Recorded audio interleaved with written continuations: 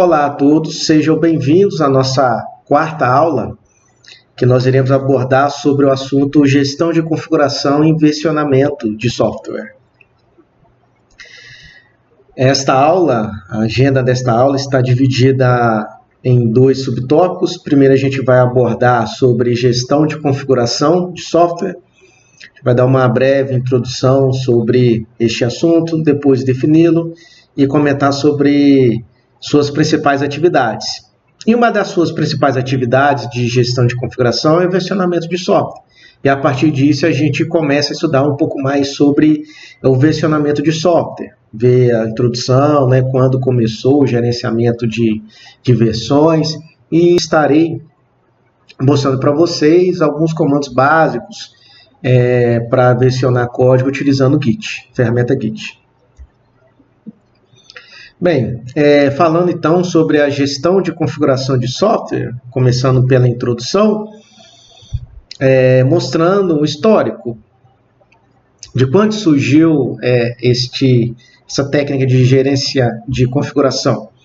Bem, a indústria aeroespacial norte-americana dos anos 50 controlavam suas modificações e documentos de produção de aviões de guerra e de naves espaciais. Foi onde então surgiu a gerência de configuração e que posteriormente, nos anos 1960 e 1970, a gerência de configuração passou a abranger outros artefatos, que são os artefatos de software, neste caso. Então, assim, desencadeou o surgimento da gerência de configuração de software. Bem, então, o que seria a gerência de configuração de software? Bem, ela define procedimentos administrativos e técnicos para identificar e controlar os itens integráveis, ou seja, itens de configuração, ou IC, de um software. E, além de gerenciar o processo de mudanças, armazenamento e entrega das versões. Então, segundo Pressman, o gerenciamento de configuração de software é um conjunto de atividades de controle e rastreamento de itens desde o início do desenvolvimento até a retirada do software de operação. Bem, e segundo agora a Summary, essa gestão de configuração possui 4 atividades principais, as quais estão sendo mostradas aí na imagem, construção de sistema, gerenciamento de mudanças, gerenciamento de versões e gerenciamento de release. Bem, uma definição rápida de cada atividade é que a construção do sistema é um processo de montagem de componentes de programa, dados e bibliotecas, e em seguida a compilação e ligação destes para criar um sistema executável. Por sua vez, a atividade de gerenciamento de releases, ela envolve a preparação de software para o release externo e manter o acompanhamento das versões desse sistema que foram liberadas para o uso do cliente. Seguindo, o gerenciamento de mudanças, ela envolve manter o acompanhamento das solicitações dos clientes e desenvolvedores por mudanças no software, definir os custos e o impacto de fazer tais mudanças, bem como decidir quando as mudanças devem ser implementadas. E o gerenciamento de versões, ela envolve manter o acompanhamento de várias versões de componentes do sistema e assegurar que as mudanças dos componentes realizadas por diferentes desenvolvedores não interfiram umas nas outras. Então, essas são as 4 atividades principais de gestão de configuração segundo Somerville. E aqui nós iremos focar nessa atividade de gerenciamento de versões. Então, agora a gente começa a estudar um pouco sobre o versionamento de software. E uma ferramenta que a gente vai utilizar é a ferramenta Git, certo? Mas antes de a gente estudar o Git, farei uma breve introdução sobre esses sistemas de controle de versão, SCV.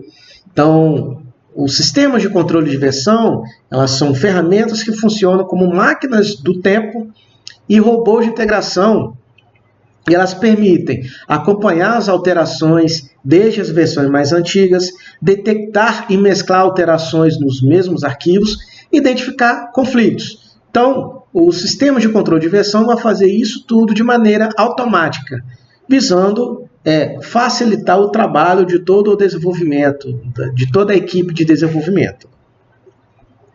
Bem, e nesses sistemas de controle de versão, o repositório é o principal componente desses sistemas, porque ele permite obter qualquer versão existente do código. Então, toda mudança do projeto, do código, ela deve ser armazenada no repositório.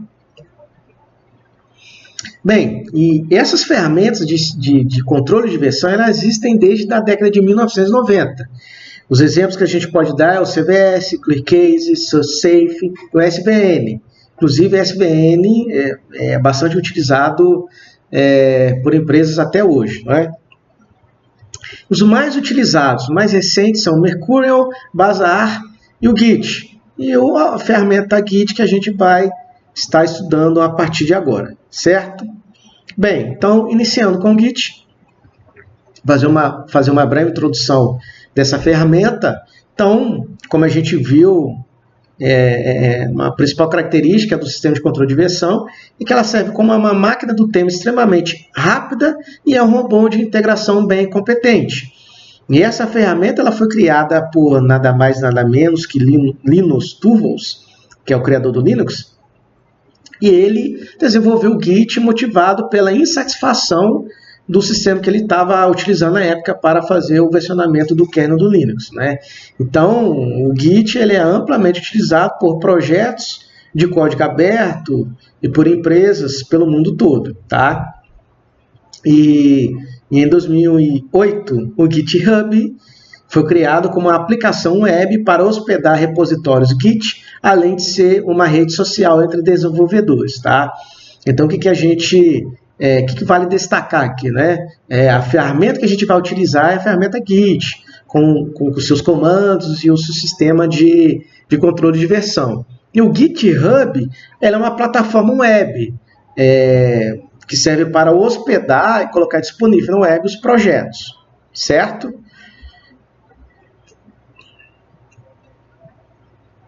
Bem, para instalar e configurar, primeiro então, fazer um download de acordo com a plataforma. Então, o Git é uma multiplataforma, pode instalar no Windows, no Mac, quanto no Linux. E após fazer a instalação, é necessário abrir o terminal pela primeira vez e digitar esses comandos para fazer as configurações básicas, né, de nome e e-mail para começar a utilizar o Git, certo? Bem, então a partir de agora a gente vai começar a estudar a aplicação de comandos principais a partir de um exemplo, de um projeto de exemplo que a gente vai adotar aqui, que é basicamente uma página que vai listar livros, certo? Bem, então, primeiro a gente precisa criar um repositório, né? Então, como a gente está iniciando esse projeto, então, basicamente a gente tem que entrar nesse diretório. Aqui no caso, foi criado o diretório livros dentro da unidade C. Então, abrindo o terminal do Git, certo? É necessário entrar nesse diretório e digitar este comando, git init. O git init ele vai fazer o quê? Ele vai reconhecer que a partir daquele momento, tudo que for feito nesse diretório, ele deve ser, o Git ele vai tentar rastrear as suas modificações, certo? Bem, após uma boa prática que a maioria dos desenvolvedores tem adotado, é utilizar esse git ignore, tá? Então, o comando touch é um comando proveniente do Linux, que ele cria um arquivo, tá? Então, a gente precisa criar esse arquivo git ignore. Por quê?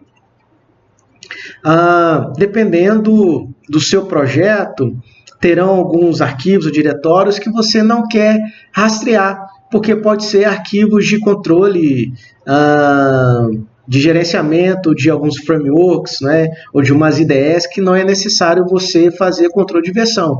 Então, neste arquivo, você vai colocar quais são os arquivos diretórios que você não quer rastrear. E esse link que eu coloquei aí na frente é um site que vai te auxiliar a criar esse Git Ignore, certo? Você coloca lá o framework ou IDE, né? Você pode colocar, por exemplo, Laravel, e vai listar ali alguns arquivos que não são necessários você fazer o controle de versão, porque são arquivos inerentes desse framework, beleza? É uma questão opcional. Bem, por fim, a gente vai criar o nosso arquivo principal, que é o arquivo index.html. Bem, nesse arquivo a gente vai criar basicamente essa página com esse código, certo? Então tem o título e tem o seu conteúdo e basicamente vai resultar nesta página, certo? Lista de livros, serão listados alguns livros aí, perfeito? Bem, no terminal, certo? Se colocar o comando git status, nós iremos ver o status do repositório. Como vocês podem reparar aí, né?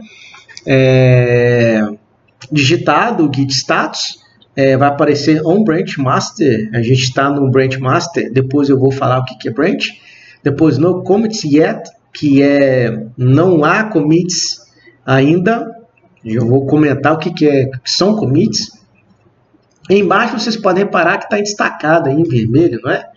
Untracked files, né, Git Ignore e o index.html. O que acontece, né? Quando a gente deu o git status, o Git mostrou aqui neste momento que, olha, depois do git init, eu comecei a rastrear. E depois que você deu o git init, você criou esses arquivos aí, git ignore e index.html. Só que até o momento eu não estou conseguindo rastrear esses arquivos. Você poderia colocar esses arquivos para eu rastrear? É o que essa mensagem, que essa tela está falando, né? Repare que está use git add, não é? Então ele recomenda para a gente começar que o Git rastreie esses arquivos. Bem, então para a gente começar a permitir que o Git rastreie esses arquivos, né, você pode executar o comando git add com duas variações. Você coloca o arquivo, o nome do diretório ou ponto, né? O ponto significa aí, é um caractere especial, significa que ele vai adicionar todos os arquivos que estão lá em vermelho, né?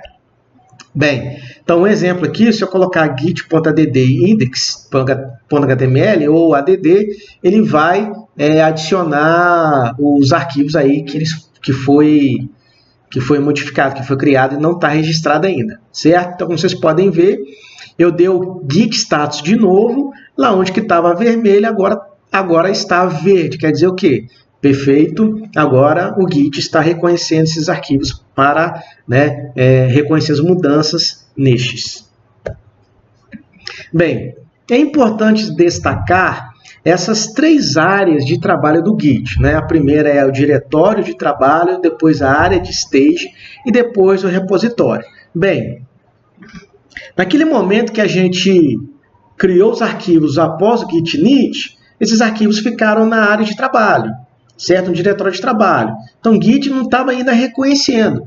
Tanto é que quando a gente deu Git status, apareceu lá em vermelho. Opa, tem uns arquivos aqui que eu não consigo ler, consigo reconhecer. Então, o que a gente precisou fazer? Executar o comando git add para começar a reconhecer. Aí, quando a gente deu git add, tudo foi para a área de stage, né? Stage area. O que acontece? Uma área intermediária. Esses arquivos, o Git reconhece, mas ele não está gravado no repositório. É importante a gente gravar no repositório. Aí, depois que a gente adicionar, né, a gente vai lá dar o git commit, a gente vai estudar as suas variações, né? Aí, assim, depois que a gente colocar o git commit, que ele vai estar gravado no repositório, certo? Então, basicamente, a gente tem que seguir esse fluxo. Git add, depois git commit, certo?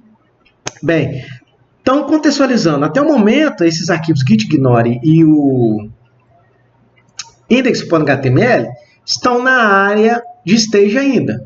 não estão gravados no repositório, certo?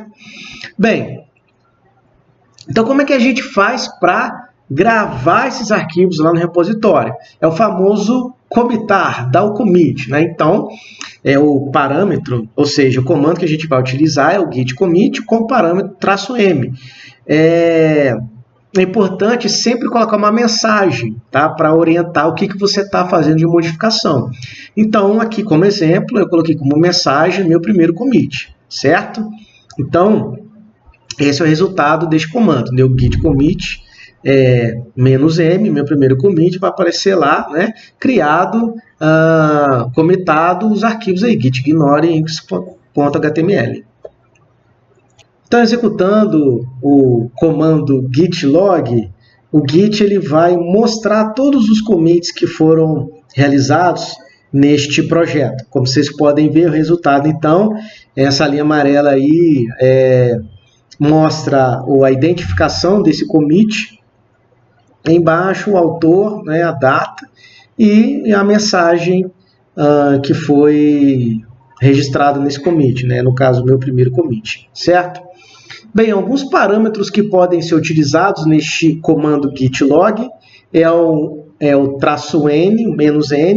-n, o número 3 é um exemplo que corresponde, na verdade, a exibir os últimos 3 commits, um underline, ou seja, uma linha, colocar essas informações em uma linha, e parents, que em inglês é pais, é mostrar quais são os commits pais, né, de cada evolução histórica. Bem, executando então, a gente só tem um primeiro commit, certo? Então, vai aparecer só esse commit. Vocês podem reparar que a identificação reduziu a 7 caracteres, né? E a gente não tem informação aí qual é o commit pai, desse commit porquê, enfim, é o primeiro commit, certo? Mais para frente, a gente vai estar utilizando esse comando, vocês podem perceber todos os dados desses parâmetros aí. Como eu falei, o número 3 aqui é o número dos últimos commits, né? Pode colocar qualquer número. Bem, continuando então, nós vamos realizar algumas alterações no nosso arquivo. Como exemplo, vamos adicionar esses 4 livros, ficando desse jeito o nosso arquivo, tá? Então, executando o comando git status, vai aparecer que foi modificado o nosso arquivo, certo? Vocês podem reparar em vermelho aí. Então, o que a gente tem que fazer? A gente tem que informar o Git que a gente está reconhecendo e quer registrar essa mudança. Ou seja, a gente quer fazer o commit disso aí, né?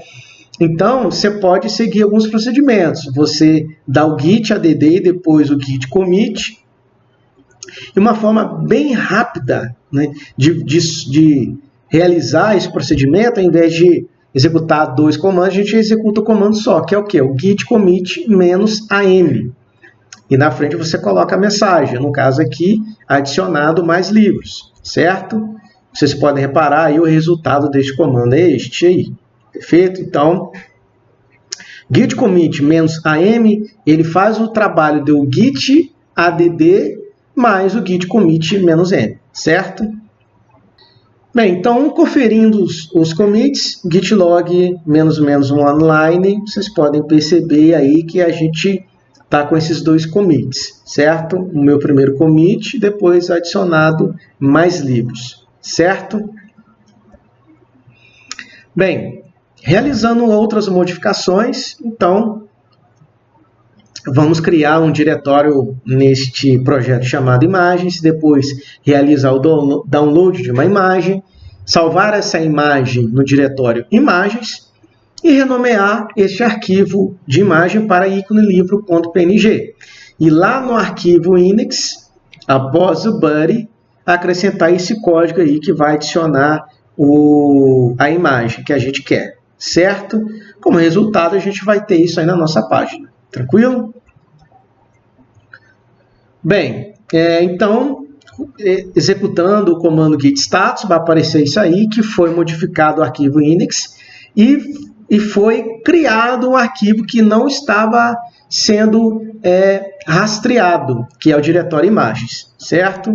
Bem, então, como a gente tem modificação no nosso projeto, a gente tem que fazer o quê? Tem que dar um commit. certo? Então, executando o comando git commit -am, mais a mensagem adicionada imagem de livro, né, vai resultar nisto. Bem, verificando o status do projeto, então, vai aparecer o seguinte, né, tá em vermelho ainda, quer dizer que alguma coisa aí tem que ser feito, né? Como vocês podem ver aí, imagem está em vermelho. Por que isto, né? O git commit -am ele vai funcionar para arquivos que já estão sendo rastreados, que é como, por exemplo, o Unix, já estava sendo rastreada a evolução dele. Agora, o imagens não. O que a gente tem que fazer? A gente tem que adicionar. Então, corrigindo então este problema, a gente executa o comando git add imagens, e depois o git commit -m, e coloca a mensagem aí que é adicionado no diretório imagens. Aí, conferindo o status, como vocês podem perceber, a execução, né, dos comandos, agora foi adicionado o diretório imagens, agora está tudo ok no nosso repositório, certo? Bem, uma situação muito comum durante o desenvolvimento é a ação de renomear arquivos, né?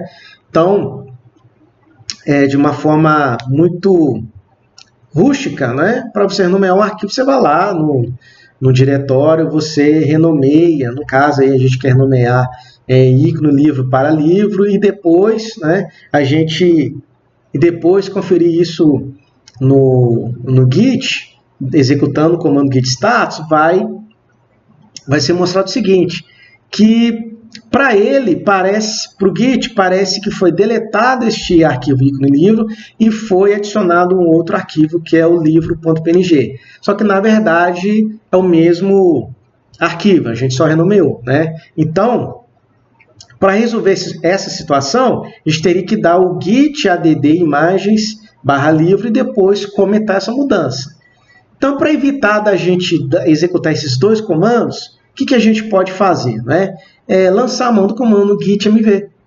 Tá? Então, gitmv a gente coloca primeiro como parâmetro o arquivo que será renomeado e depois, segundo parâmetro, o nome do novo arquivo, certo? O novo nome que será renomeado, beleza? E, consequentemente, como o index está lendo esse arquivo, a gente tem que alterar o index, né? Então, depois, se a gente der o gitmv, a gente vai lá e dá só o comando git commit -m. Perfeito? Então, uma solução rápida aí quando você quer renomear arquivos, né, é o gitmv. Então, como vocês podem ver o resultado, né, primeiro o status, foi renomeado aí o ícone do livros, depois foi comentado, renomeada a imagem do livro, e depois executado o git status de novo, a gente está sem modificações. Então, está tudo ok, está tudo gravado no repositório, certo? Uma outra situação que pode ser utilizado o gitmv é para mover arquivos, tá? Então, gitmv, onde está escrito o parâmetro aí, origem, é o seu arquivo de origem, e depois, segundo parâmetro, destino, que você quer mover o seu arquivo. Então, exemplo embaixo, vocês podem ver gitmv, livros.html, a gente está movendo para um diretório chamado catálogo. Perfeito? Bem, um conceito muito utilizado na ferramenta Git, né, e outros sistemas de controle de versão são os branches. Bem, a maioria dos sistemas de controle de versão permite o trabalho em paralelo, que é através de branches. E uma branch é uma linha independente de desenvolvimento em que podemos comitar novas versões do código sem afetar as outras branches, como se estivesse fazendo uma cópia do seu código. E cada uma dessas linhas, né, esses ramos, você pode fazer alterações e em um dado momento você mesclar essas alterações. Perfeito? Bem, o comando para a gente criar uma branch é git branch, depois o nome da branch que você criar. No caso, a gente está criando aqui a branch design. Beleza? Bem, e para listar todos os branches com os commits associados, é o git branch -v, certo? Como vocês podem ver aí, foi executado o comando, primeiro foi criado git branch design, depois git branch -v. Vocês podem reparar aí que primeiro aparece o branch, depois o ID desse commit e a mensagem do commit. Vocês podem reparar que master ele está em verde e tem um asterisco. Por quê? Porque no momento o código ele está sendo direcionado para esse commit que é do branch master. Beleza?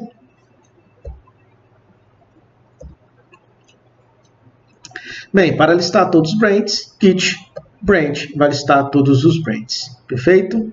Com a mesma característica aí da cor e do asterisco, certo?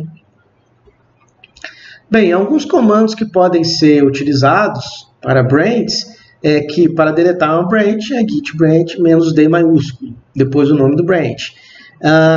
Selecionar, escolher os branches que esse repositório possui, é o checkout, né? Git checkout, o nome do branch. Então, por exemplo, se eu estou em master e quero mudar para design, executo o comando git checkout design. E um comando que serve para fazer os dois, criar e já mudar, que é o que? O git checkout -b de bola, e o nome do branch. Então, nos slides anteriores, quando eu mostrei o comando git branch, o nome do branch para criar branch, né, então a gente poderia, estando em master, executar o comando git checkout -b design, que já criaria o branch design e já mudaria para o branch design, certo? Bem, então para mudar para o branch design, então é um git checkout, certo? Mudar de branch é o git checkout, no caso que a gente está mudando para o design, beleza? Então aparece essa resposta aí no terminal. Bem, então agora com todos esses commits e branches que nós realizamos, executando esse comando aí git log one-line parents, né, a gente pode perceber o resultado da evolução do nosso projeto, da forma que está sendo apresentada aí. Primeiro a gente deu, né, aquele commit, primeiro commit, depois adicionado mais livros, depois adicionado imagem do livro, depois adicionado diretório imagens e por último renomeada imagem do livro. Vocês podem perceber aí que agora a gente tem duas colunas, está vendo aí, amarela, identificação, aqui, certo?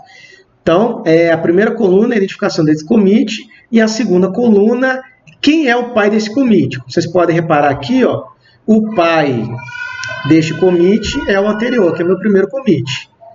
Quem é pai de adicionado imagem do livro? É esse ID aqui, que é quem? Olha, adicionado mais livros e assim por diante. Tá? Bem, fazendo uma demonstração da evolução aí de maneira gráfica, né? Então a gente tem esse commit aí com essa identificação que foi dada aí como mensagem no meu primeiro commit. E a partir desse commit a gente criou outro commit, tá certo? Com essa identificação, ainda com branch master. Essa informação head, pessoal, head quer dizer que é o commit que está sendo utilizado no momento, é a versão do código que está sendo trabalhado no momento, tá certo? Então aí no momento a gente está trabalhando no commit adicionado mais livros. Depois foi criado o commit adicionado imagem do livro, depois o commit adicionado diretórios imagens, depois o commit renomeada imagem do livro. E, por fim, a última alteração que a gente fez aqui, a gente criou o quê? A gente criou um branch do mesmo commit. Vocês podem perceber, esse último commit aí, que é a bola, né, elipse cinza, que é o commit renomeada imagem do livro, a gente criou mais o branch, certo? Então, o branch master está apontando para esse commit, assim como o branch design está apontando para esse commit também, certo? Só que quem está ativo no momento é o branch design, tá? Então, a versão lá desse commit lá em master está separada, beleza? Então, se a gente conseguiu já fazer uma separação. Bem, como a gente está no branch design, a gente vai fazer algumas modificações de estética, tá? Na nossa página. Então, o que está em preto aí, o código que está em preto, as alterações que a gente fez, beleza? Então, o resultado do nosso código é isso aí. Fez um alinhamento, né, e mudou aí a formatação da fonte da nossa página, uma coisa bem simples, beleza? Que é o framework Bootstrap, tá? Bem, então aí para a gente conferir e registrar as alterações, vou executar o comando git status, depois git commit -am adicionado Bootstrap. Perfeito? Como vocês podem ver aí, git status está acusando que a gente modificou o arquivo index.html. E lá embaixo vocês podem perceber, executei o comando git commit am, né, foi registrado aí o nosso commit, certo? Vamos executar o nosso git log. Vai aparecer isso aí agora. Você pode reparar os dois últimos commits, não é? Agora aqui, ó, o penúltimo, a gente tem lá no branch master nomeado, imagem do livro, e agora lá, a versão de código que a gente está vendo é o quê? É o commit adicionado Bootstrap do branch design, certo? Por isso que está com head aí, tá? É a versão atual que a gente está trabalhando, é onde que está o head, que é, no caso, o último commit. Bem, atualizando então, a gente pode perceber a nossa evolução aí, ó, certo? Foi criado um novo commit, tá? Um novo branch aqui, esse commit pertence ao branch design, que é a mensagem que é adicionado Bootstrap, perfeito? Então a gente tem aqui, ó, dois marcos, né? Aqui o último commit em master e aqui o último commit em design, dois branches.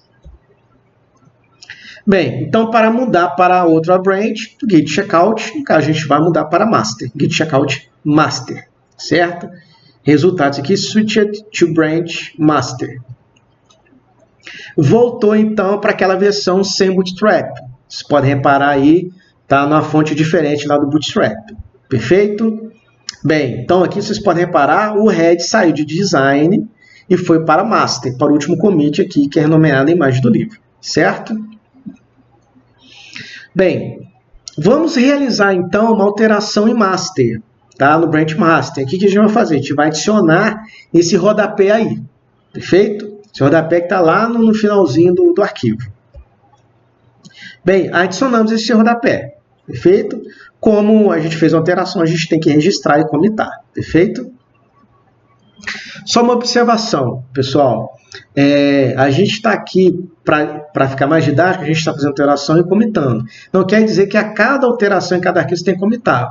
O commit recomenda-se como boa prática você fazer vários commits, né, com pequenas alterações mais lógicas, né, para facilitar você navegar entre as versões e corrigir bugs. Perfeito? Não é recomendável você fazer grandes alterações e colocar isso tudo no commit, tá? Mas também não é preciso você fazer a cada linha dar o commit, tá? Aqui é só mais para ficar didático, perfeito? Então, continuando, vamos dar o nosso commit aqui, -am, adicionar no rodapé, vai ter isso como resultado, beleza? Bem, então como vocês podem reparar aqui, até o momento a gente tem agora duas versões de código da mesma página. Aqui no lado esquerdo, master, branch master, tem basicamente a diferença. É o rodapé, certo? Coloquei destacado aqui. E lá no branch design tem informação lá do link para o framework Bootstrap, certo?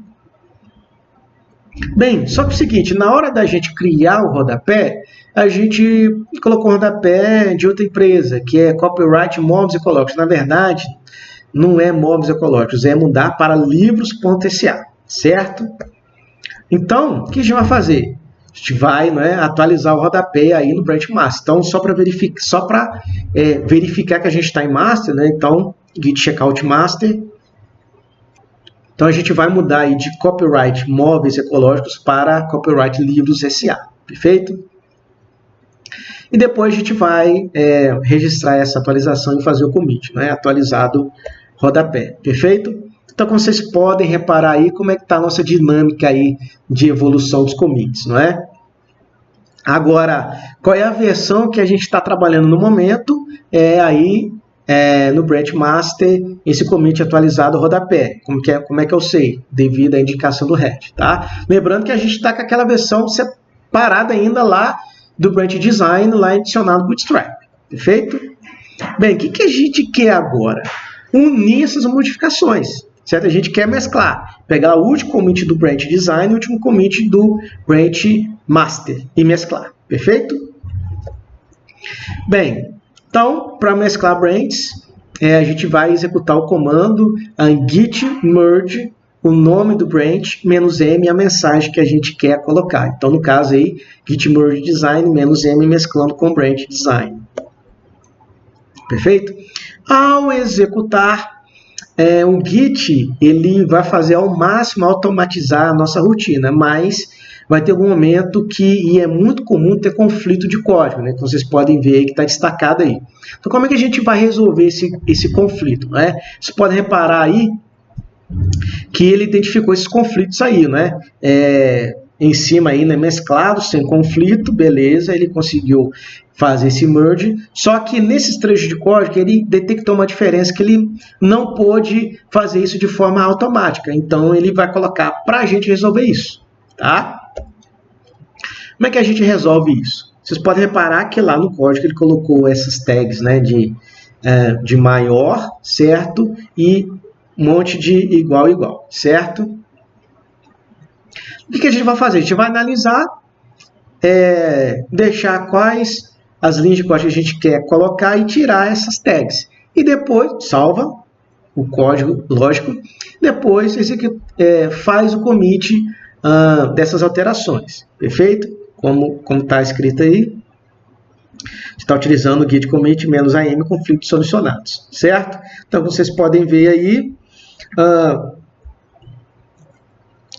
antes, né, enquanto estava com conflito lá no merge, estava essa tag aí, né, esse flag master pipe merge, quer dizer o quê? Que a gente está no processo de mesclagem ainda. Depois que a gente solucionou esses problemas, voltou ao normal lá, né, no indicativo lá do branch master, perfeito?